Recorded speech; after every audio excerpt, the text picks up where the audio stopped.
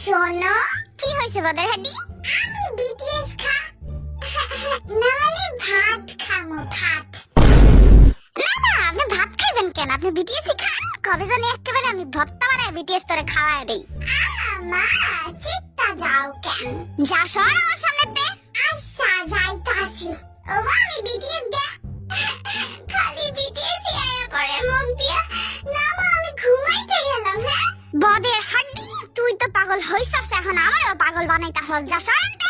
মা গো, পাশের বাড়ির বিটিএস না মানে খালাই তোমারে ডাকে। যাও যাও, খালার কাছে যাও। তুই যদি আর উষ্টা না খাইতে চাস না, আমার সামনে মুখ খুলিস না। আচ্ছা আর মুখ খুলবো না, কিন্তু আমার লাস্ট কথাটা শোনো। ওই যে বিটিএস না মানে ও বাবা, তোমারে ডাকছিল, এইটাই কইতে চাইছিলাম আর কি। এবার তো আমি ঝাড়ুটাই আনতাছি, খা তুই।